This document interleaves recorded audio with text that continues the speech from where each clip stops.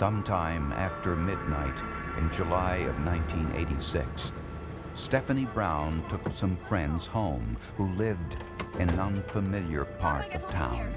Make sure you go I-5 north. Don't go south or you get lost, okay? To get back to her apartment, Brown was told to take Interstate 5 north, a major thoroughfare in California. Someone I-5 north? Okay, thank you. Despite the directions, Stephanie Brown made the wrong turn. Bye-bye. It took both science and psychology to discover what happened next.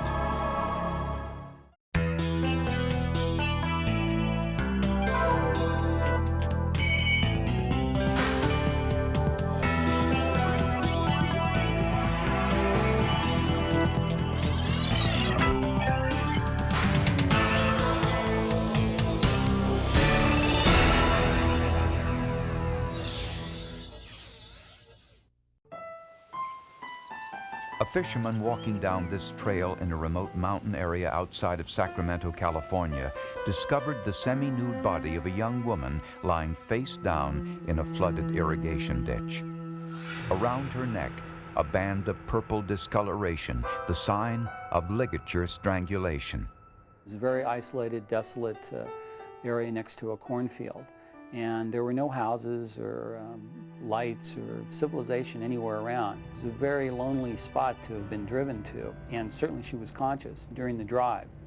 We don't know how long he toyed with her. We don't know how long he assaulted her, how long it was before she was killed. The autopsy found traces of semen, but the samples were too badly degraded for DNA testing.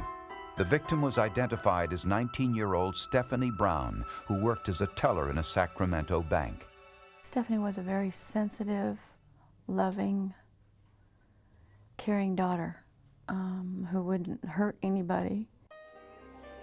Monday after work, she came by and did laundry.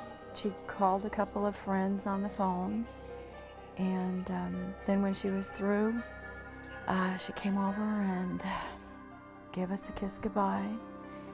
And I just remember her walking out the family room, out the door, waving.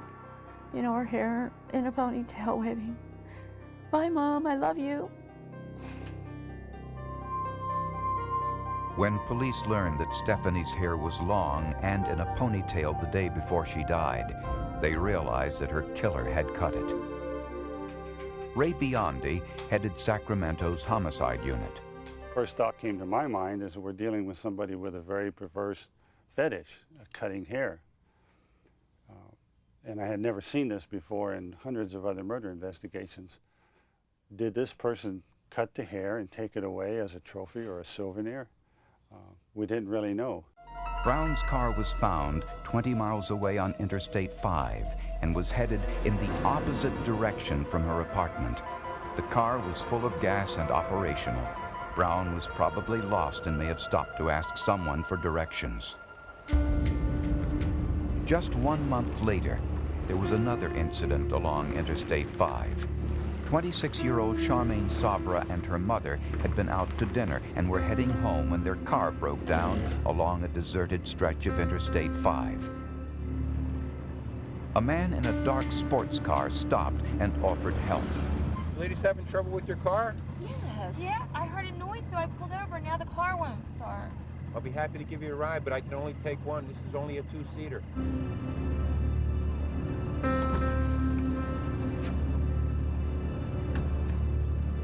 I'll be back as soon as I can. That was the last time her mother saw her.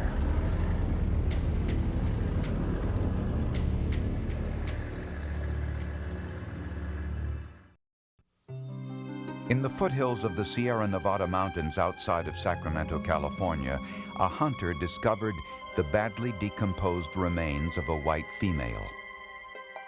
The remains had been scattered by animals, but investigators recovered the skull, torso, and some clothing, which included a purple skirt, dark blouse, and a pair of alligator heel shoes. The clothes were similar to those worn by Charmaine Sabra, who disappeared without a trace after accepting a ride 3 months earlier on Interstate 5. Dental x-rays confirmed that the remains were those of Charmaine Sabra. The cause of death was strangulation. The side seam from Charmaine's blouse was cut and used as a ligature around her neck, along with a piece of yellow nylon cord. Her pantyhose had been cut in 2 places and tied around her wrists. There were cuts made to the victim's slip and the shoulder straps of her bra. Criminalist Jim Streeter analyzed the clothing from the crime scene. I've never seen clothes cutting like that. I've never seen any cutting like that. Talking with other investigators, they've never seen any types of cutting like this. Cuttings would be for some function in any other case that we had seen, but in this particular case it was so unusual that it became his calling card. The initial cutting is what he uses to arouse himself initially, sexually, and then enables him to complete and perform the rest of the offense. Like Stephanie Brown, Charmaine Sabra's body was found over 50 miles away from where her car broke down on Interstate 5. Charmaine's mother was not able to provide a detailed description of the driver since she did not see him clearly. All she could say was that he was a white male in his 40s with a large nose and pale skin. It's hard to imagine that he would take Charmaine, planning to kill her, knowing that he left her mother as a witness behind. That makes no sense to me. Bruce Henderson described the sophistication of this serial killer in his book, Trace Evidence. He was very good at confounding the police. This killer didn't leave behind easy clues, and he took his victims great distances, and he left clean crime scenes, meaning no fingerprints or anything that could connect him to the crime or to the victim. 2 weeks later, police were called to another homicide, 35 miles southeast of Sacramento. She was hogtied with her own tank top, a victim of ligature strangulation, wherein her arms were bent up behind her back, and then the tank top was looped over her neck. Her halter top and socks had been cut in the same non-functional way as the other victims. Dental records identified the remains as 20-year-old Laura Hedick. Don't say. The last time anyone saw her was in an area frequented by prostitutes. Why don't you go with this guy for a little while? Laura was with her boyfriend, James Driggers. They needed money for drugs, and Driggers told police that Laura agreed to prostitution. Are you dating? Yeah, I know a place to go. Hop in.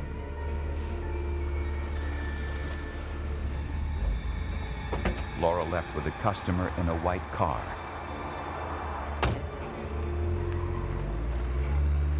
Driggers said he never saw her again.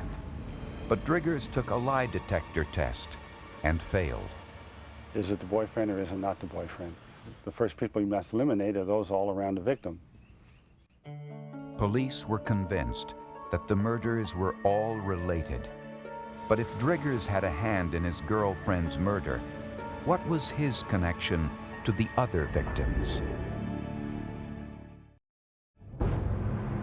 A serial murderer was on the loose in Central California, at first abducting women along Interstate 5 and later prowling for prostitutes in downtown Sacramento. Police decoys dressed as prostitutes in an attempt to lure the killer into their trap, and they also posed as motorists in distress along Interstate 5. Despite these efforts, the murders continued. On Sunday, June 21, 1987, in the remote woods of Deer Creek, Amador County, a family on a hiking trip found blood on the trail. The victim was identified as 25-year-old Karen Finch. She was divorced and the mother of a 2-year-old daughter.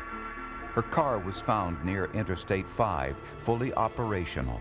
Her sandals were still in the car. If she walked barefoot, she hadn't planned to walk far. There was a piece of fragment of duct tape in her hair, which the light bulbs went on at the time thinking, this is what happened in Stephanie Brown case. That's why her hair was cut. The killer used duct tape to gag his victims and always cut it off before leaving the scene. He may have known that the sticky side of tape is a rich source of fingerprints. But this time, something went wrong. Karen Finch probably fought back, and when she did, the killer used what he had in his hand, the scissors, to stab her.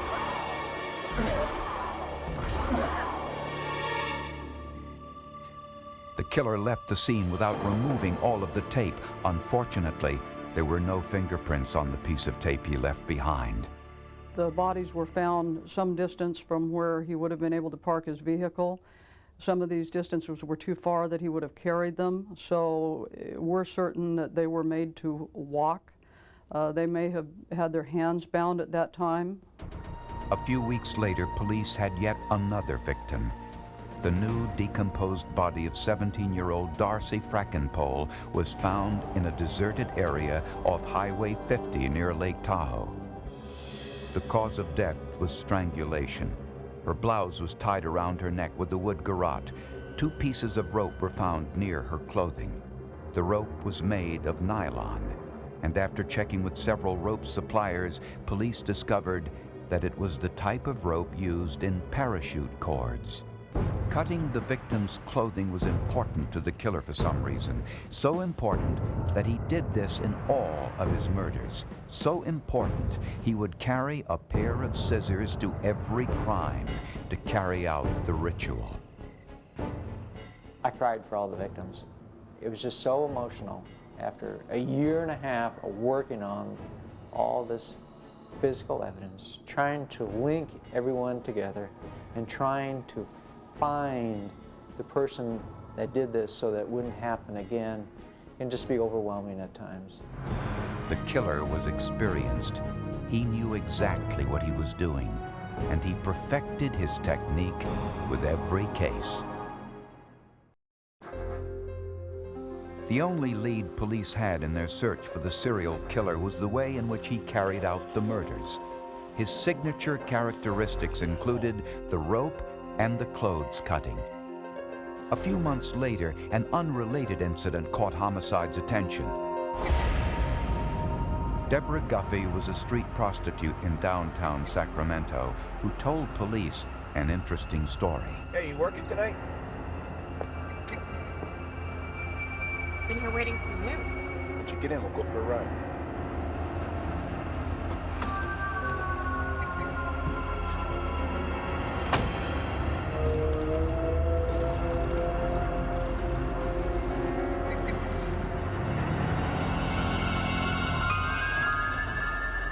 When he parked the car, he turned violent, smashing Guffey's head into the dashboard and tried to handcuff her.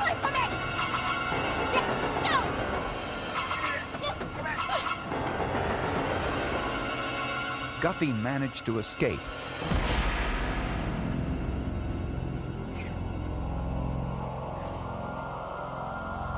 A policeman was driving nearby, saw the altercation, and stopped to investigate. 48-year-old Roger Kibbe was charged with the assault. He was the manager of a public storage facility, married, and had a daughter from an earlier marriage. A background check on Roger Kibbe revealed an arrest 30 years earlier, at the age of 15, for stealing women's underwear off their clotheslines and cutting it in a random, non-functional way with a pair of his mother's scissors. Kibbe told police at the time he had a terrible relationship with his mother. Roger Kibbe was also a parachutist, another coincidence, since parachute rope had been found at one of the murder sites. Kibbe's brother was a homicide detective in Nevada. Another coincidence, since police suspected that the killer knew homicide investigative techniques. Roger Kibbe owned 2 different cars. One was similar to the car which picked up Charmaine Sabra. In the other, police found some rope with a garrote tied to the ends, a set of handcuffs, and scissors. We knew who our killer was. It was Roger Kibbe. But we lacked the evidence to actually file any murder charges against him. Criminalist Faye Springer is an expert in exchange or trace evidence that can link a suspect or victim to a crime scene. Springer pored over the thousands of hairs, fibers, and other materials found on the victim's clothing. She found 2 carpet fibers on Darcy Frackenpole's dress. They were blue, triangular in shape, made of nylon, and were manufactured by the DuPont Company. When she compared the fibers to the carpet in Roger Kibbe's automobile, she discovered that they were the same color, size, shape, made of the same polymer, and dyed with the same chemicals. And when Springer looked closer, she saw something else on the fibers. I noticed when I was looking at the fibers microscopically that there were some contaminants on the surface. It was a football-shaped particle that turned out later to be identified as a fungal spore. The same fungal spores were on the fibers from the floor mat of Kibbe's car. The human hair found on one of the victim's dress was microscopically similar to hair taken from Roger Kibbe's inner thigh.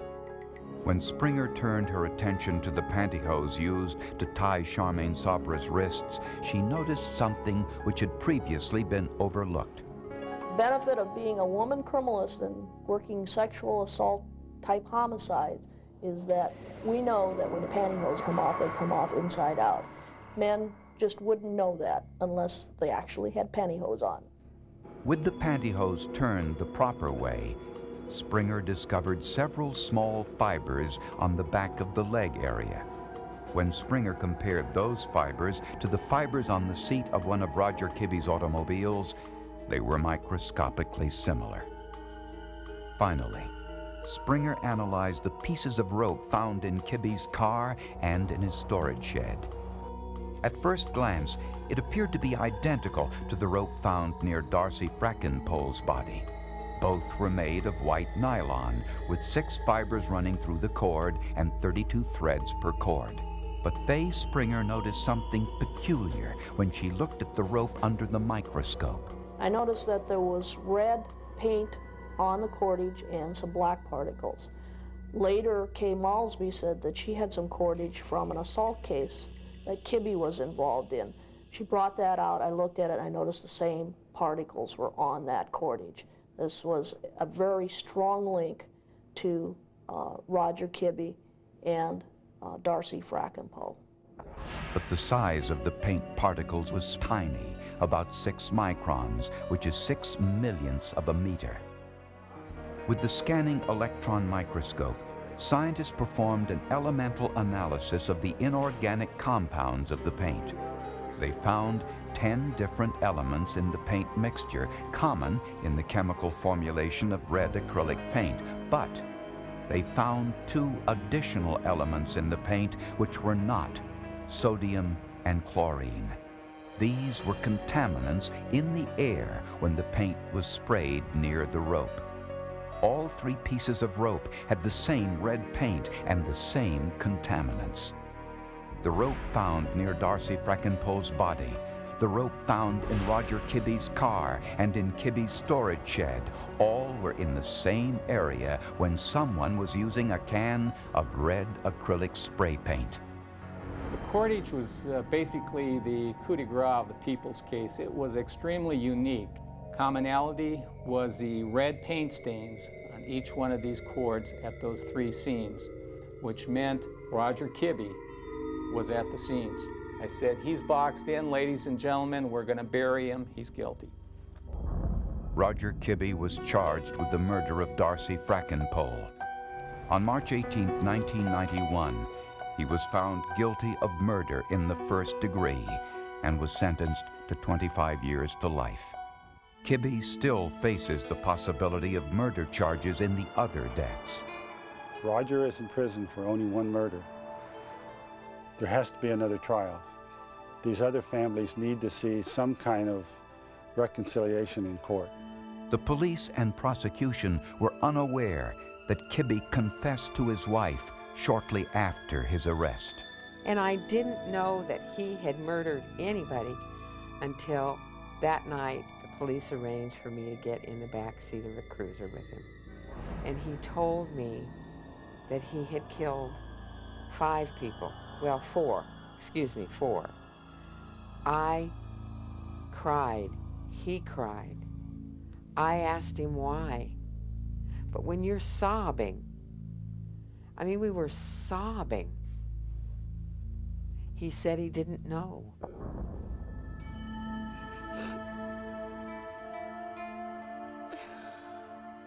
I came away from there just feeling and overcoming with the thought that this is not enough. This just is not enough. My daughter is laying there, and so are many, many other girls laying there. And this man, all he can say, what is the big fuss about? I killed a few girls.